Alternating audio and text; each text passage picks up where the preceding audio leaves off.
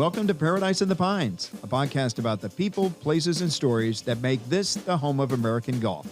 Brought to you by the Pinehurst Southern Pines Aberdeen Area Convention and Visitors Bureau.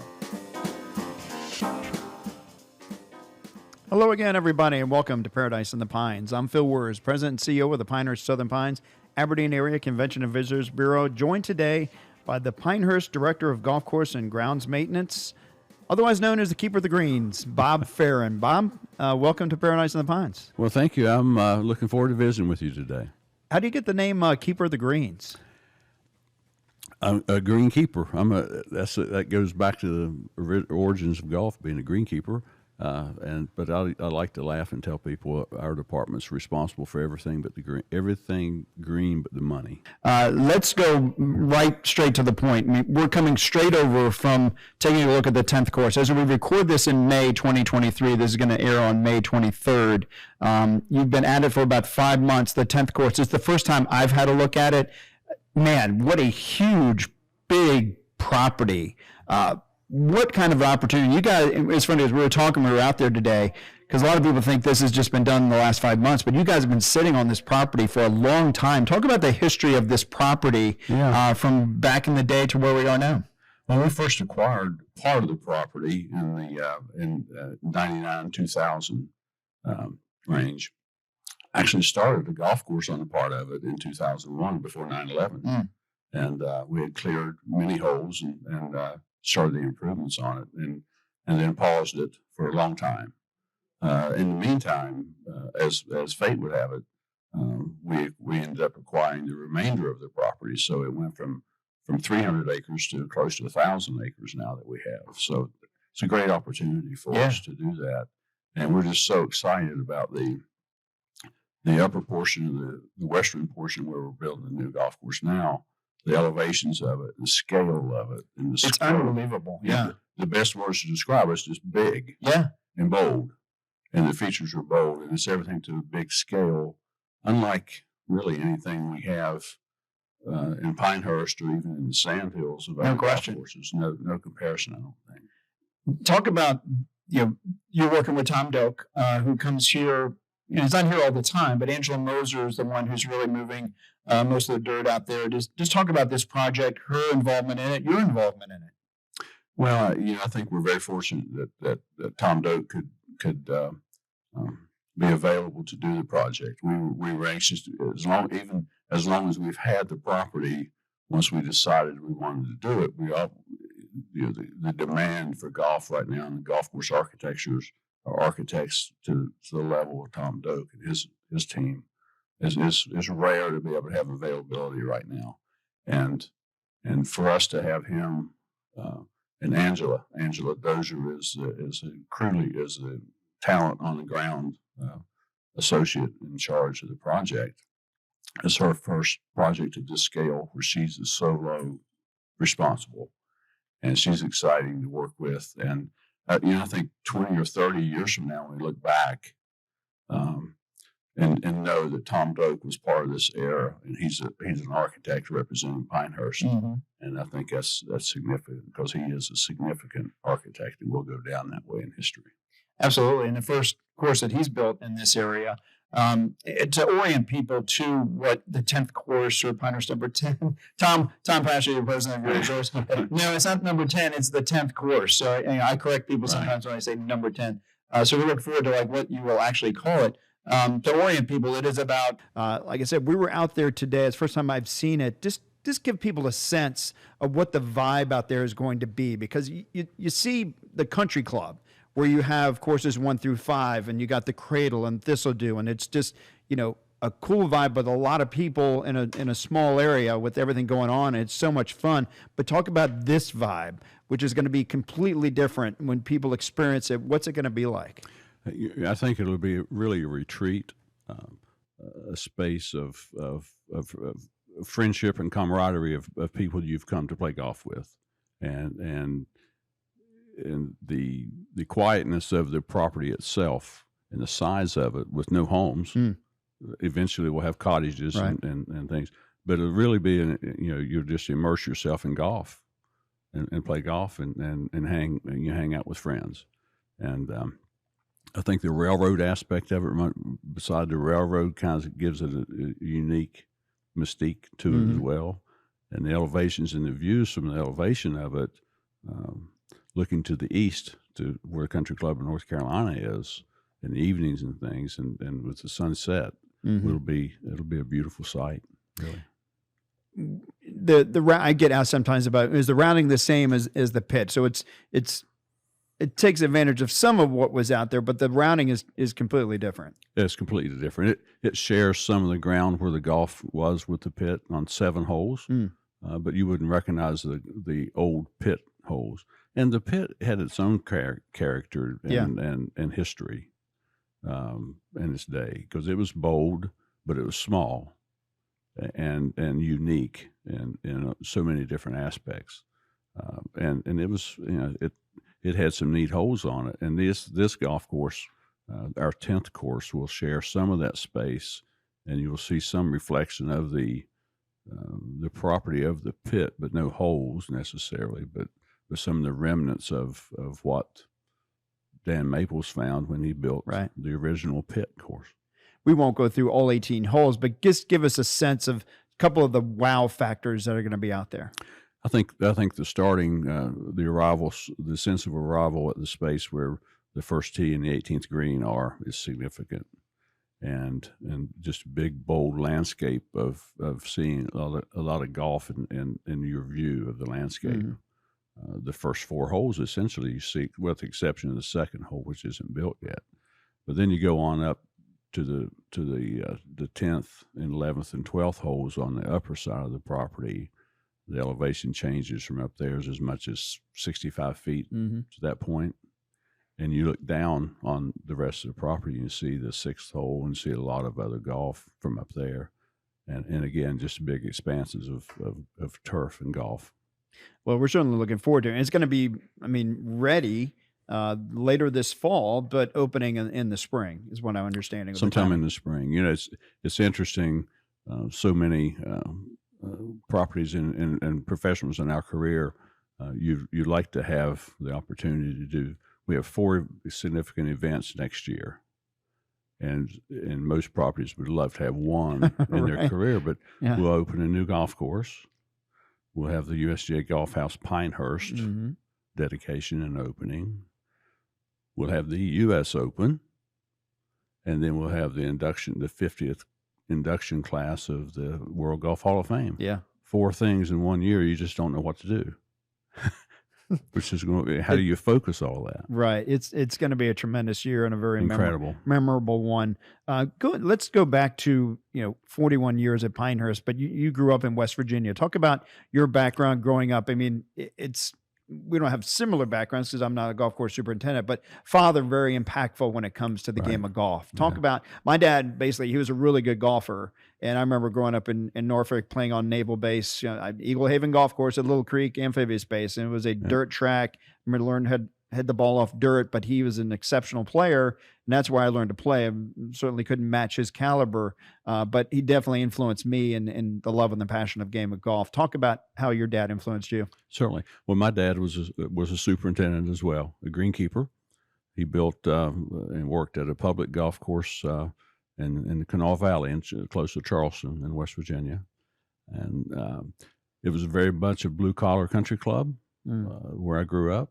And I grew up a half a mile from there, so I could ride my bike. I spent all my time there, and played golf. Dad's friends were my friends, like uncles. They're older, obviously. So I was just part of the club, and we played a lot of golf. But people would ask me, Phil. Then it's funny. I look back on it now.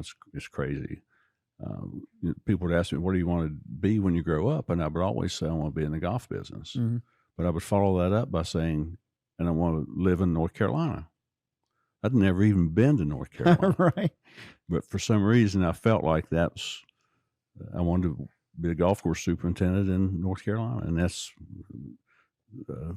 now 41 years later, here I am. So what was it like when you first came to North Carolina? Did it match what your brain thought it was going to be? I was so fortunate.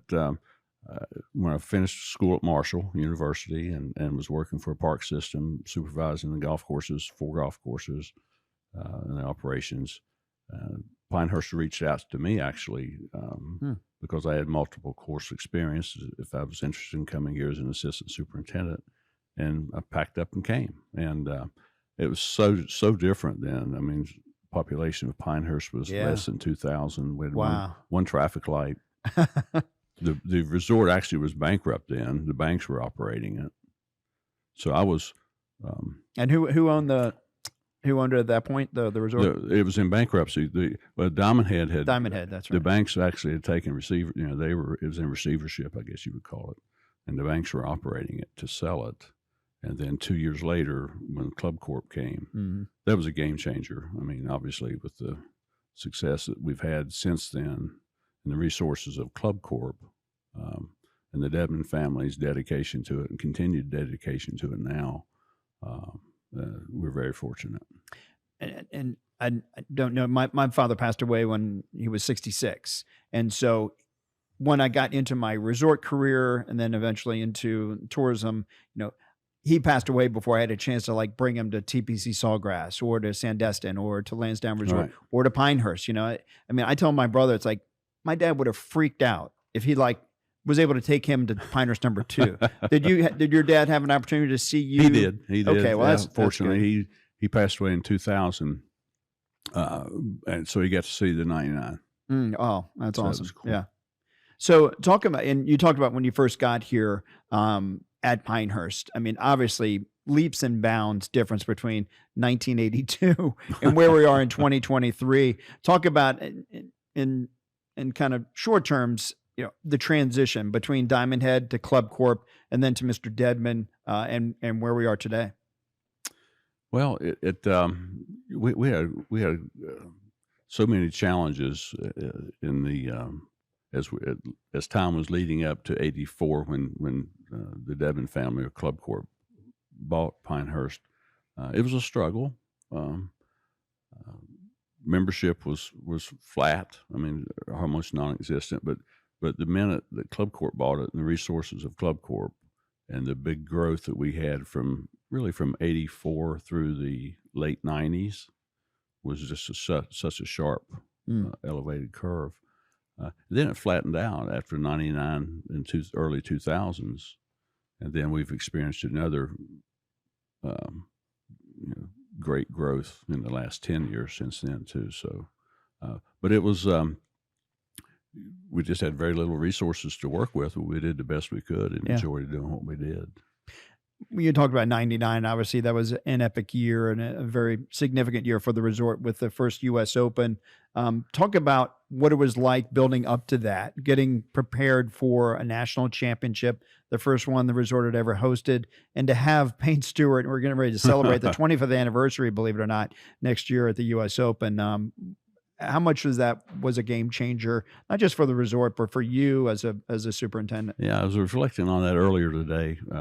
For some reason, of going back to the '89 Women's Amateur and our USGA heritage, PJ Boatwright, and the relationships that we began with Don Padgett Sr. that came here in '87, I think it was. Pat Corso brought Mr. Padgett in, and nurturing that relationship with the USGA from '89, and then '91 and '92 we had the Tour Championships. So that reestablished ourselves in the golf world with the modern day professionals. And Don Padgett was the one he authored all of that and put it all together. And then the Senior Open in '94, Simon Hobb Day, and this was all leading up to what that was our dream from day one of having the U.S. Open in '99. That was, or whatever year, that was the reason Don Padgett was brought here, was to bring the U.S. Open here. And '99 was a culmination of a lot of efforts and a lot of resources and connections within the golf industry that came to be.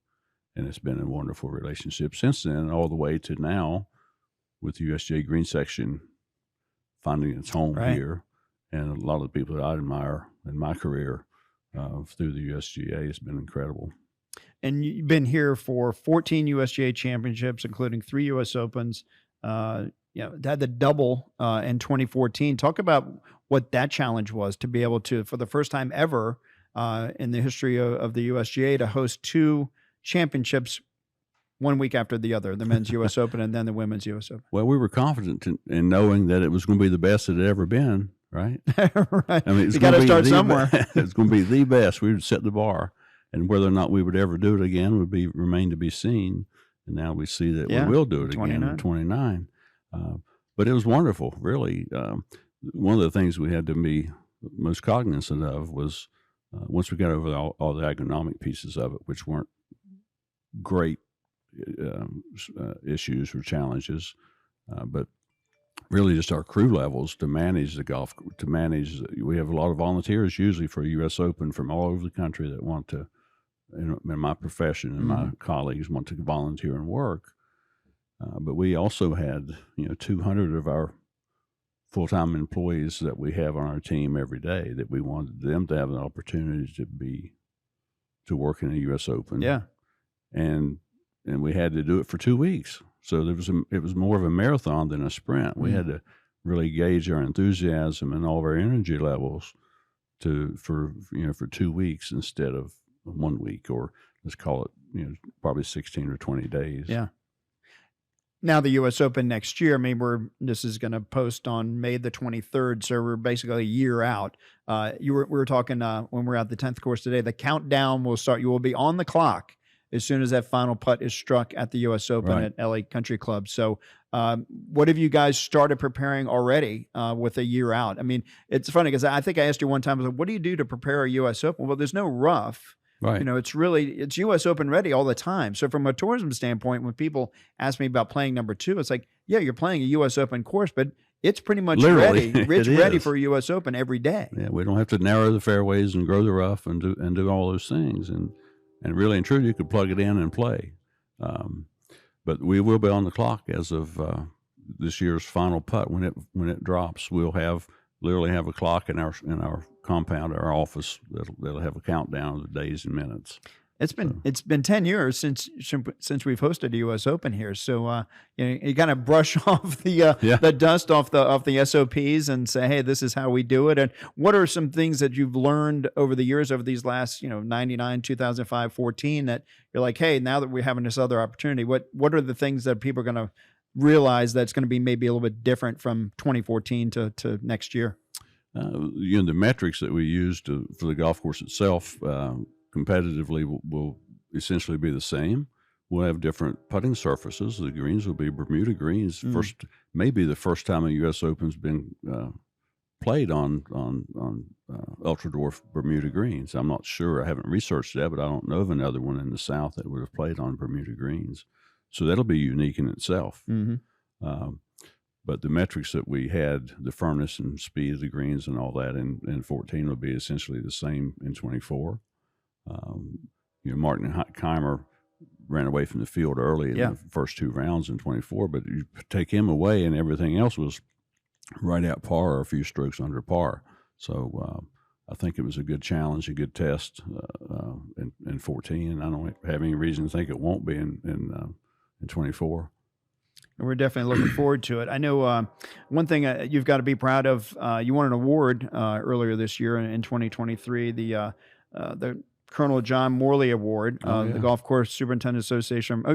I'm reminding you, you won a major award, and so you won the GCSAA, the founder John Morley Award from the Golf Course Superintendent Association of America. Talk about how much that meant to you. It's the inaugural awarding of that. It meant a great deal.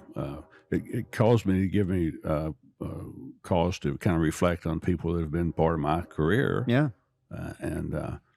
Excuse me, going back to a lot of the colleagues of the USGA green section people that I've known for decades, and a lot of my father's colleagues that took me under their wing as mentors. They were my mentors.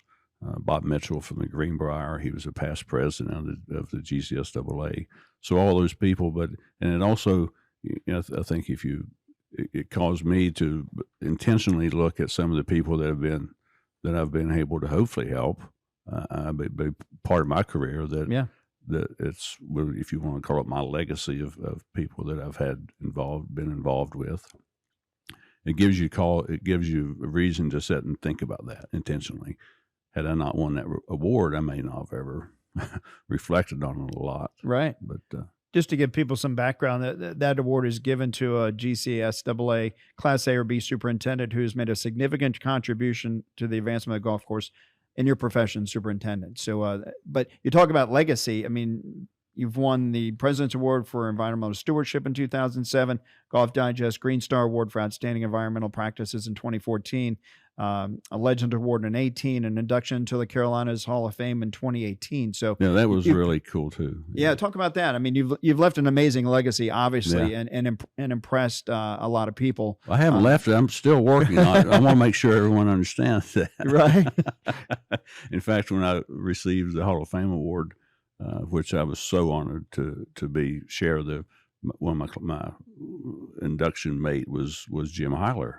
He and I received it on the same day, so that was cool. But the talk that I gave, I preempted it and said that as a preview of it, this is going to sound like a retirement speech, but it's not. Right? I'm still working, but it did mean a great deal to me, and again, I was able to reflect on a lot of people that's helped me be where I am today within all the. What would your dad have thought about that? Those, the two major awards, the Hall of Fame, and then the Morley Award. He would have been very proud. He had no ambition himself to be at that level. Had the talent and skills and dedication and drive to do it, but really no intentional aspect of doing it. And frankly, I don't know why I did. Other than just I did. Yeah. Because I love what I do and making a difference with things. But he would have certainly been proud. My mother was a school teacher, so she would have been proud, as anyone would be. But I grew up in our house was half a mile from the school, the grade school where I went to school, and a half mile from the golf course. So that was my whole circle right there. That was your education right there, Yeah. for sure. Some education at the school and some education in the locker room at the golf course. So there's two distinct educations. We've talked about how much you've seen since 1982 at Pinehurst. Talk about, I mean, we've seen in recent years what Tom Pashley and the leadership team have done with kind of making golf fun again or cool with the Cradle and things off the course like the Pinehurst Brewing Company and other things that are happening there that, really becomes a true destination for more than just golf as well.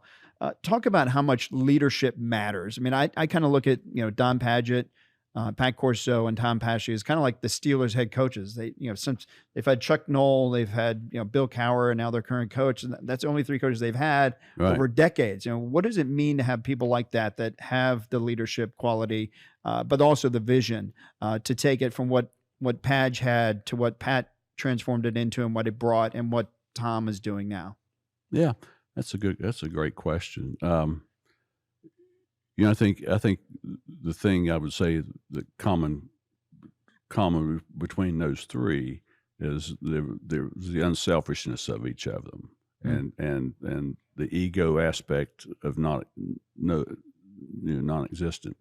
They weren't worried about duplicating or copying one or the other. They built on what the other ones had started, or they built on it instead of trying to go off on a completely different tangent. And they I think they respected and had great relationships with Robert Dedman Sr. And with Bob Dedman. And I think nurturing those relationships and the culmination of those five people between Don Patchett Sr., Patch 2, Corso, Tom Pashley, and the two Dedmans, there's a huge amount of passion for golf and thoughtfulness and leadership in that group, and I've been fortunate to be exposed and be part of all that. And you've seen, and we talked about this before we did the podcast, we were out the 10th course, that you've had the fortune to not only be a part of this tremendous project with the 10th course, but you've seen number 4 redone a number of times. Number 8 in the Centennial course, and then obviously the redesign. But you've seen numerous, like, not only just new courses but renovations over the years. How cool has that been in your position to be able to see something a lot of superintendents don't get a chance to see? Yeah, that's a good point.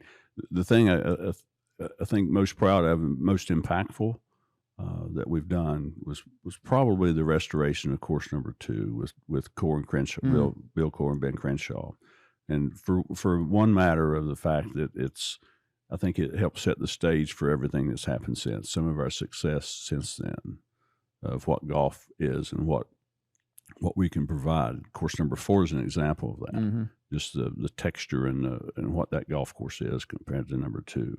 The Cradle was part of that, but the thing I've respected the most, and I think I'm proud of, I will say proud of the most, is we presented the golf course in the 90s.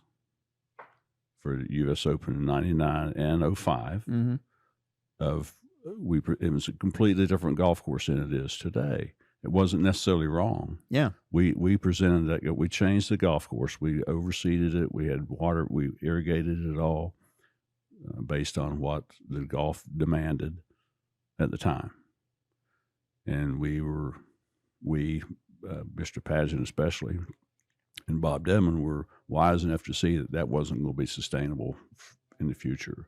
And Core and Crenshaw knew what it needed to be, and we were able to do it. And it's interesting. I kept reflecting on things we had changed as we were trying to find what the restoration would look like. Mm-hmm. I would say, well, we added irrigation here, or we did this and did that for whatever championship it may have been. And it occurred to Ben one day, as we were taking away all this irrigation that I had added, it occurred to to him, he looked at me, he said, Bob, I realize now that we're taking away the body of your whole career. Is that okay? I'm like, well, whether it is or not, and it is okay. I think it was great, but it's a completely different golf course. And I was able to be part of both of them and embrace that. I was as many, you've worked with Bill Core, Ben Crenshaw, Gil Hance, Fazio. I mean, who maybe impressed you the most, or you learned from the most, or shocked you the most? Well, they all had their own characteristics that you can learn from and observe.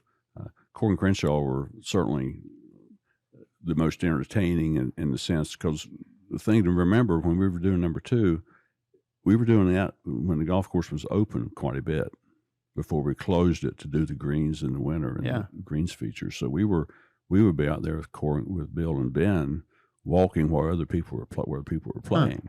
So people just wanted to see Ben Crenshaw. For sure. And we'd walk up on a tee, especially a par 3 tee, and you see a 2-time Masters champion, a Hall of Famer, and the resort guests or whoever it may be, and they were all nervous on the tee. I bet. And Ben would just stand there and stare at them. I'd be more nervous if I was putting, because Ben was a hell of a putter. Yeah, but he loved to engage with them. Yeah. So that was fun. For sure. That was a long process and very successful. So that's what obviously makes it a good memory. We talked about the USGA and what they're going to bring here with Golf House Pinehurst, but they're bringing a green grass section, and then also with Sandhills Community College, the apprentice program. Talk about the impact of both of those entities and what that's going to mean, not only for the golf industry, but for the future of people that want to get into this industry and make it their career. Yeah, that's all. It's such a great opportunity. And the way it's worked out has been beautiful. We were pursuing something along those lines even before the USGA green section decided to be here, before that was all announced.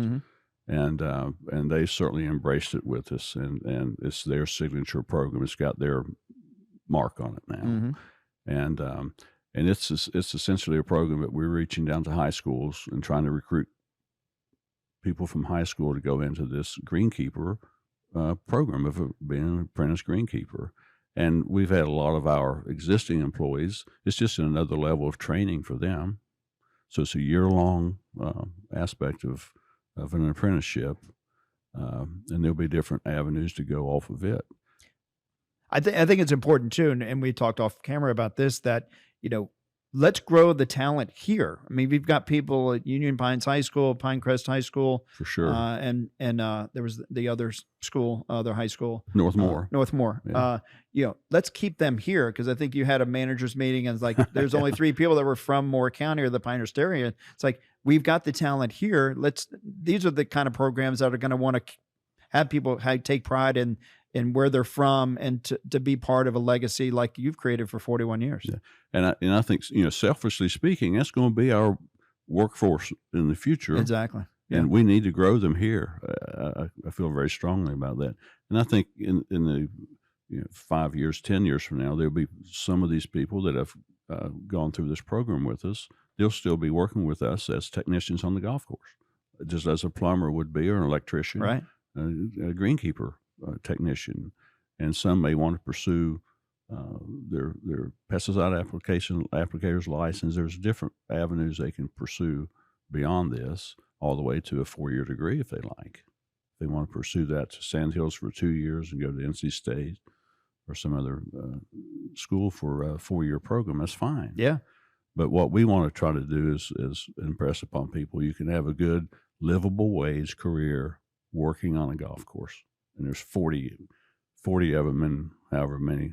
Yeah, 38. There's more. There's a demand yeah. for more. That's why you're building the 10th course, and probably another one down the road. And there can be some other ones as well, because the demand is there. We're with the USGA coming, we're a growing destination. Yeah. It's just going to continue to grow and flourish, and a great opportunity for a career. So you're around golf all the time. Do you get to play much? I do. I haven't played as often in the last couple of years as I would have liked. I have opportunity to, but We all feel that way. I find excuses not to. I think playing golf's a habit. If you get in the habit of playing, Yeah.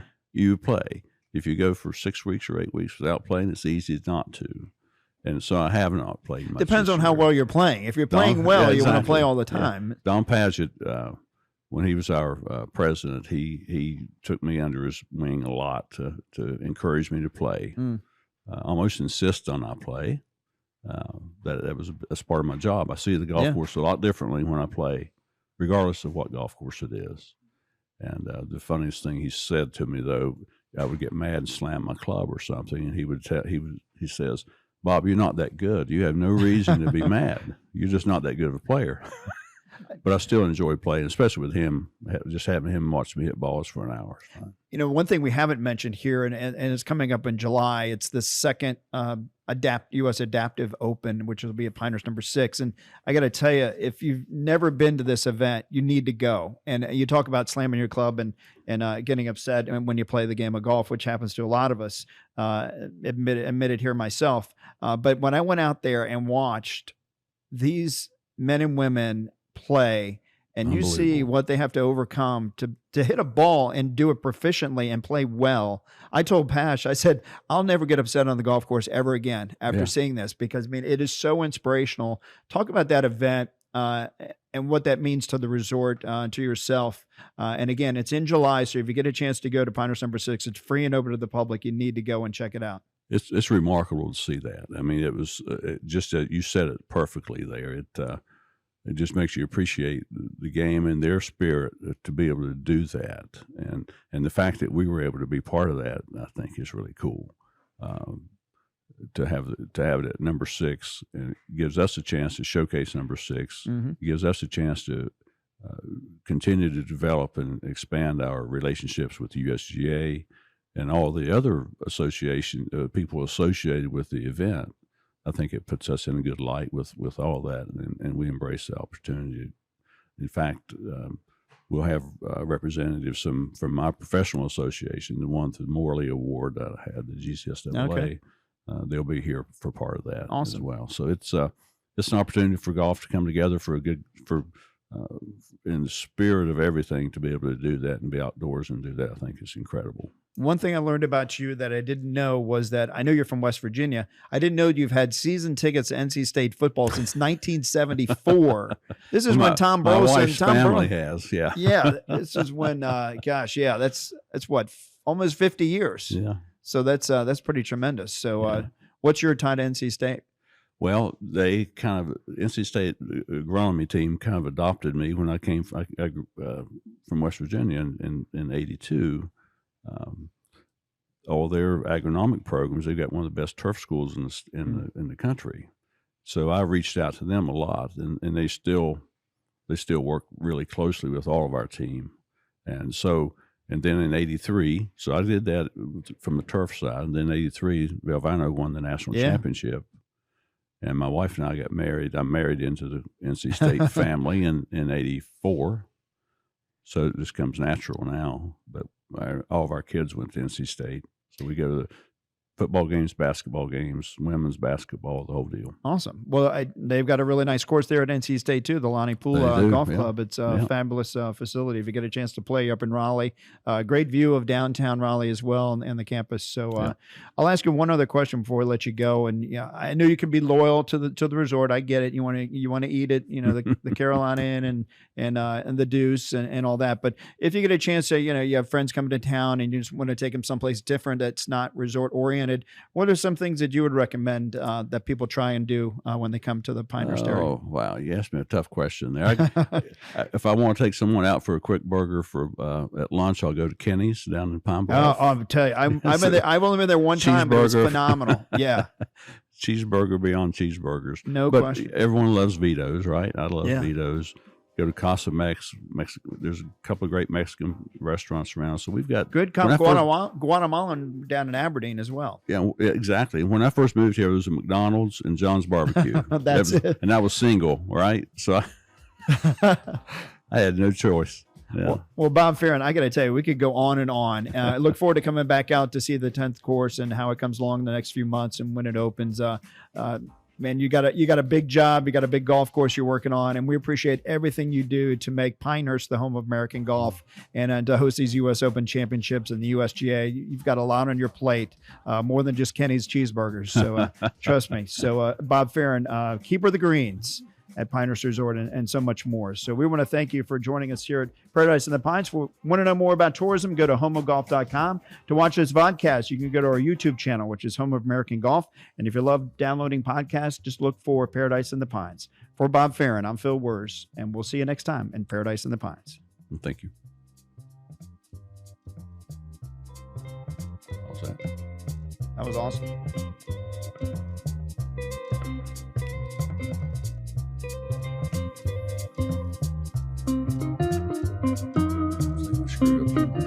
No, that was really good. We could have gone on for